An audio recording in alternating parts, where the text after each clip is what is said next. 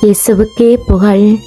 இயேசுவில் பிரியமானவர்களே, இன்று நம் ஆண்டவர் ரோமையர் 12ஆம் அதிகாரம் 17ஆம் வசனத்தினூடாக இவ்வாறு நம்மோடு பேசுகின்றார். தீமைக்கு பதில் தீமை செய்யாதீர்கள், எல்லா மனிதரும் நலமென கருதுபவற்றையே எண்ணுங்கள். நம்மை துன்புறுத்துகிறவர்களிடம் கூட கிறிஸ்தவ அன்பை வெளிப்படுத்த வேண்டும். தீமையை தீமையால் அல்ல, நன்மையால் வெல்ல வேண்டும் என்பதை நாம் நன்கு புரிந்து கொள்ள வேண்டிய ஆண்டவர் என்ற இந்த வார்த்தையை கொடுத்திருக்கிறார்.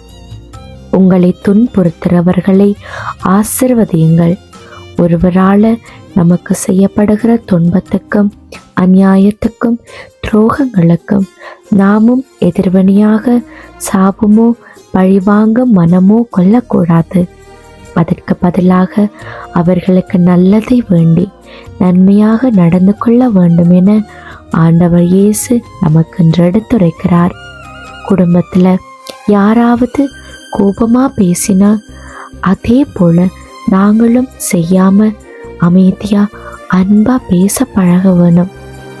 வேலையிடத்துல யாராவது எங்கட மேல பொய்யா குற்றம் சுமத்தினா அதுக்கு பழி வாங்காம உழைப்பின் மூலம் எங்களோட நன்மையையும் நேர்மையான குணத்தையும் காட்ட வேண்டும். ஆண்டவர் இயேசுவும் இதையே தான் செய்தார். தன்னை காட்டிக் கொடுத்த யோதாசுக்கு எதிராக அவர் ஒரு சூழ்ச்சியும் செய்யவில்லை. தன்னை மறுதளித்த பேதுருவை திருச்சபையின் தலைவராக நியமிக்கும் அளவுக்கு அன்பாக இருந்தார். தனது சிலுவை மரணத்துக்கு காரணமாய் இருந்தவர்களை மன்னித்து ஏற்றுக்கொண்டார். இதையே தான் அவருடைய பிள்ளைகளாகிய எங்களையும் செய்ய தூண்டுகிறார்.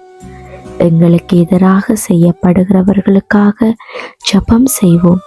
முடிந்தவரை கோபத்தை விட்டு அனைவரோடும் ஒற்றுமையாக வாழ பழகுவோம். ஆமேன்.